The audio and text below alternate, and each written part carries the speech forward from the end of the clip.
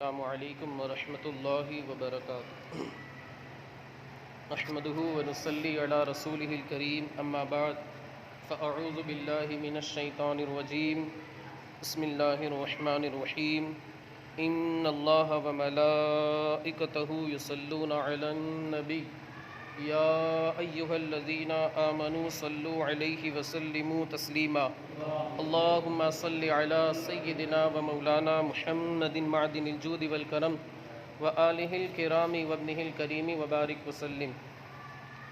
عزیزان ملت اسلامیہ،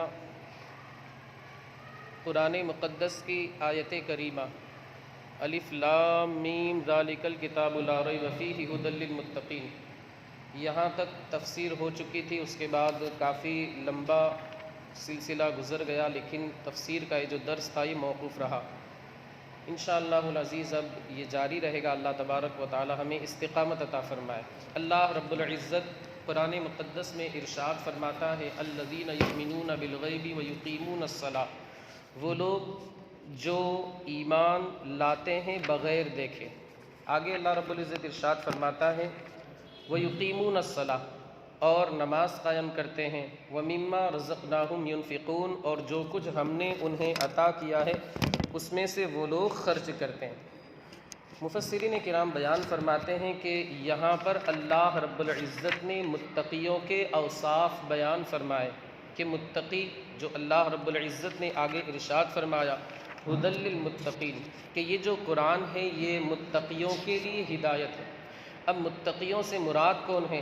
تو اللہ رب العزت نے ان کے تین اوصاف بیان فرمائے۔ سب سے پہلا وصف یہ ہے کہ وہ لوگ بغیر دیکھے ایمان لاتے ہیں۔ الذین یؤمنون بالغیب ویقیمون الصلاۃ، بغیر دیکھے ایمان لاتے، یہ ایک وصف ہو گیا۔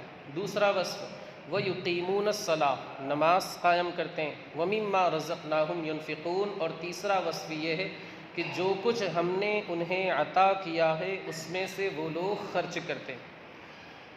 اس آیت کریمہ اور اس کے بعد والی آیت کریمہ کے تعلق سے مفسرین کرام بیان فرماتے ہیں کہ یہ دو آیات خالص مسلمانوں کے تعلق سے نازل ہوئی، یعنی جو ظاہری طور پر بھی مسلمان تھے اور باطنی طور پر دل سے بھی جنہوں نے اسلام قبول کیا تھا۔ تین آیات ان لوگوں کے تعلق سے نازل ہوئی، یعنی الذین یؤمنون بالغیب ویقیمون الصلاۃ یہاں سے لے کر کے وَأُولَٰئِکَ هُمُ الْمُفْلِحُونَ یہاں تک تین آیتیں خالص مومنوں کے تعلق سے نازل ہوئی، اور آگے جو ہے ان الذین کفروا سواء یہاں سے لے کر کے وَلَهُمْ عَذَابٌ عَظِيمٌ تک دو آیتیں خالص کافروں کے تعلق سے نازل ہوئی، یعنی جو زبان سے بھی کفر کرتے تھے اور دل میں بھی ان لوگوں کے کفر تھا۔ پھر وَمِنَ النَّاسِ مَن يَقُولُ سے لے کر کے 13 آیتیں ان اللہ علی کل شیء قدیر تک 13 آیتیں منافقوں کے تعلق سے نازل ہوئی، جو زبان سے تو اسلام کا اظہار کرتے تھے لیکن ان کے دلوں کے اندر کفر چھپا ہوا تھا۔ تو یہ تین طریقے سے اللہ رب العزت نے الگ الگ لوگوں کے اوصاف بیان فرمائے۔ مومنوں کے تعلق سے بیان فرمایا کہ یہ لوگ ظاہری طور پر بھی ایمان لائے اور دل سے بھی ایمان لائے۔ بعض مفسرین کرام بیان فرماتے ہیں کہ غیب سے مراد یہاں پر دل سے ایمان لانا ہے، یہاں پر غیب سے مراد دل سے ایمان لانا مراد ہے۔ اب معنی یہ ہوگا کہ وہ لوگ دل سے ایمان لاتے ہیں، دل سے اسلام کو قبول کرتے ہیں۔ یہ نہیں کہ زبان سے وہ لوگ اسلام لے آئے لیکن دل میں معاذ اللہ کفر چھپا ہوا ہے، نفاق چھپا ہوا ہے، معاندہ چھپا ہوا ہے، ایسا نہیں ہے۔ اب یہ ایمان کسے کہا جاتا ہے، اس کی تعریف کیا ہے، اس کا ڈیفینیشن کیا ہے؟ مفسرین کرام بیان فرماتے ہیں کہ ایمان یہ ہے بندہ سچے دل سے، صدق دل سے ان ساری باتوں کی تصدیق کرے، ان ساری باتوں کو مانے جو ضروریات دین میں داخل ہے۔ اگر کوئی بندہ کسی ایک بھی ضرورت دینی کا انکار کرے گا تو دائرہ اسلام سے خارج ہو جائے گا، یعنی کافر ہو جائے گا۔ اب ضروریات دین سے مراد کیا ہے؟ ضروریات دین سے مراد یہ ہے کہ جن کا بدیہی ہونا، ظاہر ہونا بالکل یقینی اور مسلم، جیسے اللہ رب العزت ایک، ہر بندہ جانتا ہے، ایک جاہل سے جاہل بندہ بھی جانتا ہے کہ اللہ رب العزت ایک ہے۔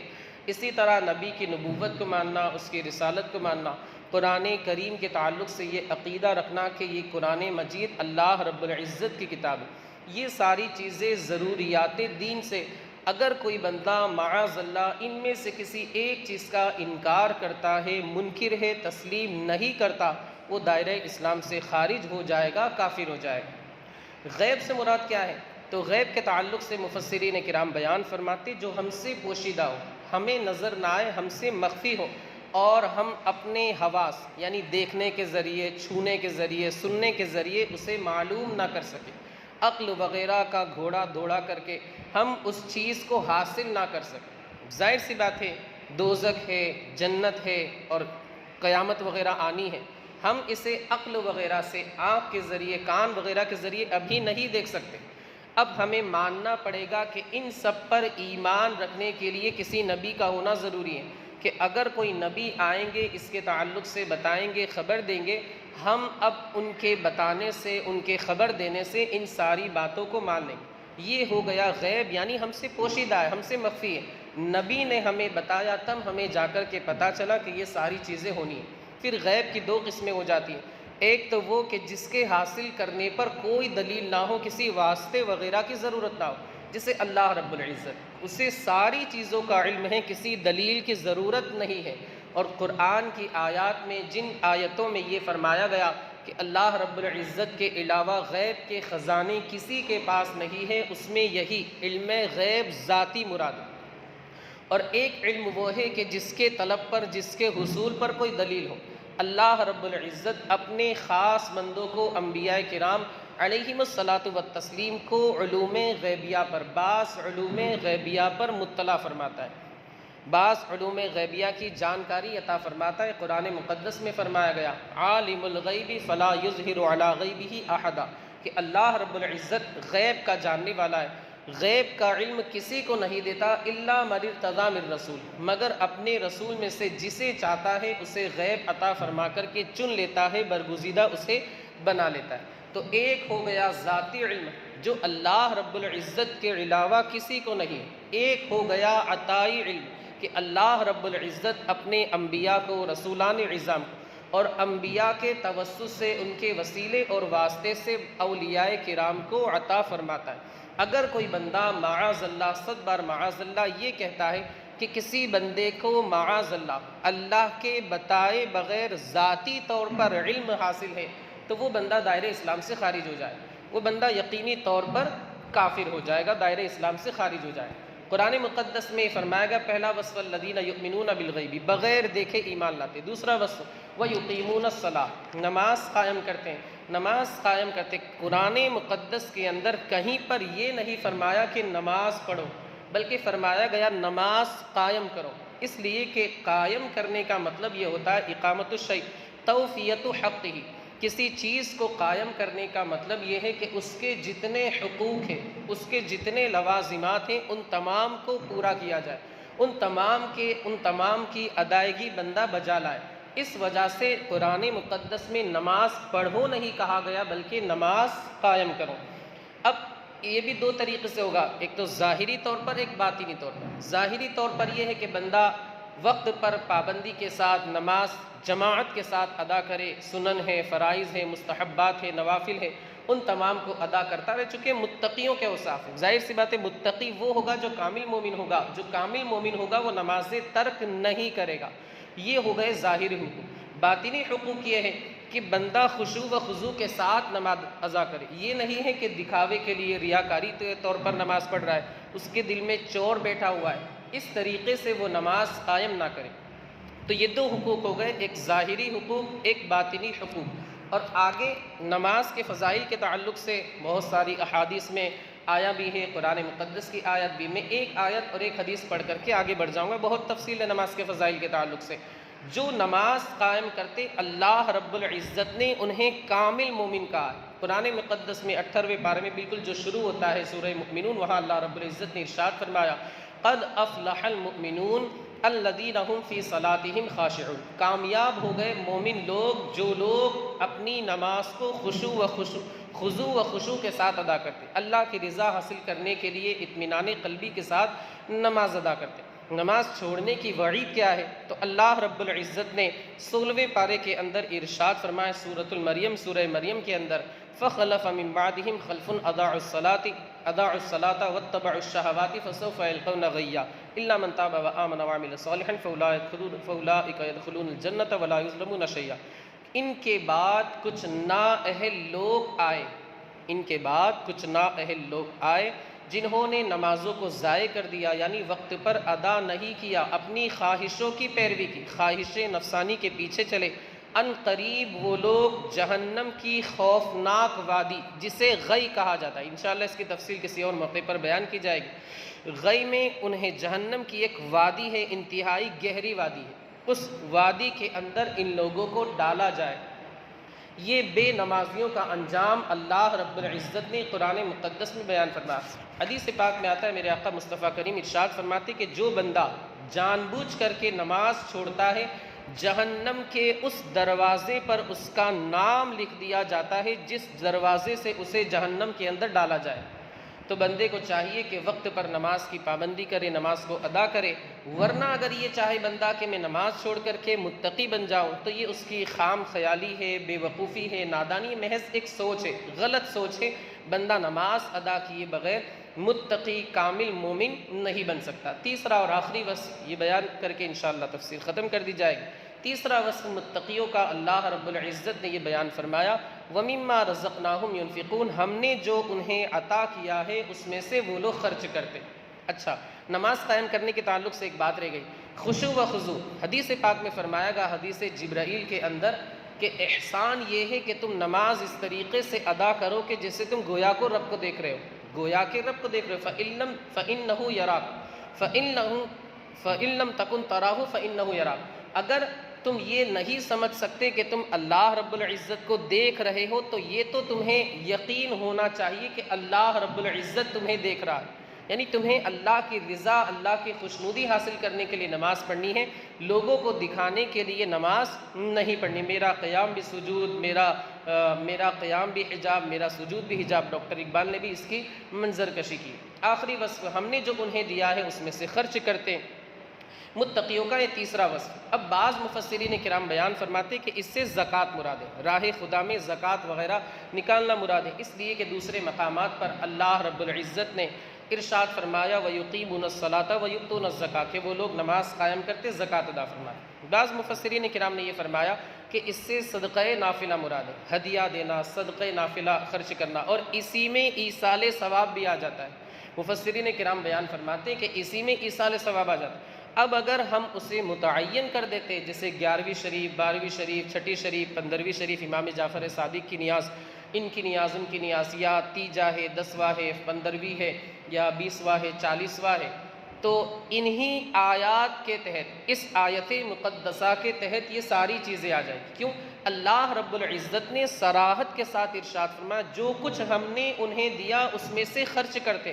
اس میں کوئی تخصیص نہیں ہے کہ زندہ کے لیے خرچ کرتے یا پھر جو اس دنیا سے چلے گئے فوت شدہ لوگ ان لوگوں کے لیے خرچ کرتے۔ مفسرین کرام بیان فرماتے، علامہ سید نعیم الدین مراد آبادی تفسیر خازن میں ارشاد فرماتے ہیں کہ اس سے ایصال ثواب کا ثبوت ہوتا ہے، اور کیوں نہ ہو، حدیث پاک میں صراحت کے ساتھ آیا ہے، ابو داؤد کی حدیث پاک ہے، حضرت سعد بن عبادہ سفر میں کہیں پر گئے تھے، ان کی والدہ کا وصال ہو گیا، ساتھ میں حضور اکرم صلی اللہ علیہ وآلہ وسلم بھی تھے۔ اب انہوں نے حضور کی بارگاہ میں عرض کی کہ میں تو مسافر ہوں، میں اپنی ماں کے لیے کون سی ایسی نیکی کر سکتا ہوں جس کا ثواب میری ماں کو پہنچتا رہے؟ ایو صدقۃ افضل، کون سا صدقہ افضل ہے جس کا ثواب میری ماں کو ملتا رہے اور کبھی ختم نہ ہو، دائمی رہے، جاری رہے۔ اللہ کے رسول صلی اللہ علیہ وآلہ وسلم نے ارشاد فرمایا کہ وہ پانی ہے، یہ بہترین صدقہ ہے، اس کا نفع لوگوں کو ملتا رہے۔ پھر انہوں نے ایک کنواں کھدوایا اور لوگوں میں اعلان کر دیا ہاذہ لأم سعد، کہ یہ سعد کی ماں کے لیے کنواں ہے، یعنی ایصال ثواب کی انہوں نے نیت۔ کسی حدیث کی کتاب میں یہ نہیں آیا کہ آقا کریم نے منع فرمایا کہ یہ تم ایصال ثواب کر رہے ہو، اس کا ثواب تم اپنی مردہ ماں کو پہنچا رہے ہو، معاذ اللہ ایسا کسی حدیث میں نہیں آیا۔ جب کسی حدیث میں نہیں آیا، حضور کی موجودگی میں یہ عمل ہوا، کسی نے نہیں روکا، کسی صحابی نے نہیں روکا، اور کسی صحابی کی جرت نہیں کہ حضور کے سامنے روک دے۔ اللہ کے رسول صلی اللہ علیہ وآلہ وسلم نے اس عمل سے نہیں روکا۔ اسی حدیث پاک سے پتہ چلتا ہے، اور سیاہ ستہ کی حدیث ہے، ابو داؤد شریف کی حدیث پاک، اسی حدیث پاک سے پتہ چلتا ہے کہ ایصال ثواب کرنا جائز ہے۔ اگر ہم بزرگان دین کی بارگاہ میں خراج عقیدت پیش کرتے ہیں تو ہماری نیت اور ہمارا مقصد یہ ہوتا ہے کہ اللہ رب العزت ان کے درجات کو بلند فرمائے گا، اور اگر ہم اپنے مرحومین کی روحوں کو ایصال ثواب کرتے ہیں تو ہماری نیت، ہمارا قصد، ہمارا ارادہ یہ ہوتا ہے کہ اللہ رب العزت اس پڑھائی کی برکت سے، اس کلمات، اس قرآن مقدس کی تلاوت کی برکت سے ان کے گناہوں کو معاف فرمائے گا، اور انشاءاللہ العزیز اس کلام پاک کی برکت سے انہیں جنت میں داخل فرمائے۔ ایک آخری بات عرض کر دوں، اللہ رب العزت نے ارشاد فرمایا وَمِمَّا رَزَقْنَاهُمْ يُنْفِقُونَ۔ بعض مفسرین کرام بیان فرماتے ہیں کہ یہاں پر خرچ کرنے سے جس کو اللہ نے جو عطا کیا ہے وہ خرچ کرے، انسان یہ نہ سمجھے کہ میرا ہے، بلکہ اللہ نے فرمایا وَمِمَّا رَزَقْنَاهُمْ، ہم نے اسے عطا کیا ہے، اس کا خود کا اس میں کچھ نہیں، ہم نے اسے عطا کیا ہے، اس کے دل میں یہ احساس نہیں آنا چاہیے کہ میرا ہے سب کچھ، بلکہ اللہ نے فرمایا وَمِمَّا رَزَقْنَاهُمْ، ہم نے جو اسے دیا ہے۔ اب جس کے پاس مال و دولت ہے تو وہ حسب توفیق مال و دولت خرچ کرتا رہے، جسے اللہ رب العزت نے عالم دین بنایا ہے تو وہ اپنا علم پھیلاتا رہے، علم کی باتیں دوسروں تک پہنچاتا رہے، لوگوں کو دین کی باتیں سکھاتا رہے، اور اگر وہ عارف باللہ ہے، اللہ رب العزت نے اسے نیک بنایا ہے تو اپنے روحانی فیوز و برکات سے لوگوں کو مالا مال کرتا رہے۔ بعض مفسرین کرام نے یہ فرمایا، بعض مفسرین کرام نے فرمایا کہ راہ خدا میں مال خرچ کرنا مراد ہے، بعض مفسرین کرام نے فرمایا کہ عام ہے، چاہے وہ مالدار ہو، چاہے عالم ہو، چاہے عارف باللہ ہو، خدا کا نیک بندہ ہو، لیکن مال خرچ کرنے میں میانہ روی اختیار کرنی چاہیے، درمیانی راستہ، یہ نہیں کہ بندہ اپنا سارا مال خرچ کر دے اور دوسرے دن اس کے خود کے فاقے آ جائے، اور یہ بھی نہیں کہ بہت زیادہ کنجوسی کرے، 5 روپے بھی خرچ کرنے میں وہ 1000 مرتبہ سوچے۔ دونوں کے درمیان جو راستہ، یعنی بہت زیادہ خرچ نہ کرے کہ گھر والوں کو بھوک کی نوبت آ جائے، بھوکے رہنے کی نوبت آ جائے، اور اتنی بھی کنجوسی نہ کرے کہ 5 روپے بھی خرچ کرنے میں 1000 مرتبہ سوچے۔ قرآن مقدس میں اللہ رب العزت نے ارشاد فرمایا وَلَا تَجْعَلْ يَدَكَ مَغْلُولَةً إِلَىٰ عُنُقِكَ وَلَا تَبْسُطْهَا كُلَّ الْبَسْطِ فَتَقْعُدَ مَلُومًا مَحْسُورًا، کہ اپنا ہاتھ اپنی گردن سے بندھا ہوا نہ رکھو، یعنی کنجوسی نہ کرو، بخالت سے کام نہ لو، تم کنجوس مت بنو، اور نہ پورا کھول دو کہ پھر ملامت میں، حسرت میں بیٹھے رہ جاؤ، یعنی پورا بھی خرچ مت کر دو کہ پھر تمہیں افسوس ہو کہ سارا مال میں نے خرچ کر دیا، اب کیا ہوگا، میرا گزارا کیسا ہوگا، میری فیملی کے لوگ کیسے کھائیں گے، میرے گھر والے کیسے کھائیں گے۔ تو پورا بھی خرچ مت کر دو، اور بہت زیادہ کنجوسی سے کام مت لو کہ 1 روپیہ بھی نہ خرچ کرو۔ اور کامل ایمان والوں کا وصف اللہ رب العزت نے بیان فرمایا کہ بہت زیادہ وہ لوگ خرچ نہیں کرتے اور بہت زیادہ کنجوسی نہیں کرتے۔ قرآن مقدس میں اللہ رب العزت نے ارشاد فرمایا سورہ فرقان کے اندر والذین اذا انفقوا لم یسرفوا ولم یقتروا وکان بین ذلک قواما، وہ لوگ جب خرچ کرتے ہیں تو نہ حد سے بڑھتے، بہت زیادہ خرچ نہیں کرتے، اور نہ تنگی سے کام لیتے، نہ تنگی کرتے، یعنی بہت زیادہ کنجوسی وغیرہ بھی نہیں کرتے، یعنی کنجوسی کرتے ہی نہیں، نہ حد سے بڑھتے ہیں، نہ تنگی سے کام لیتے، ان دونوں کے درمیان اعتدال کا جو راستہ ہے اسے اختیار کرتے ہیں۔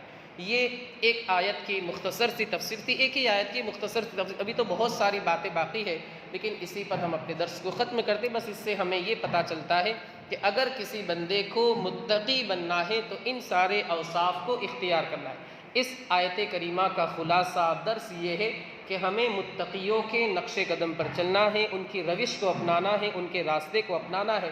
مولا عز و جل ہمیں ان متقیوں کا صدقہ عطا فرمائے۔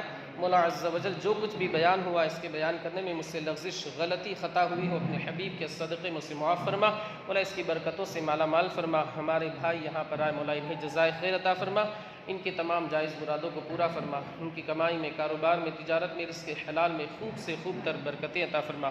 وصلی اللہ تعالی علی خیر خلقہ ونور عرشہ سیدنا مولانا محمد وعلی آلہ واصحابہ اجمعین برحمتک یا ارحم الراحمین۔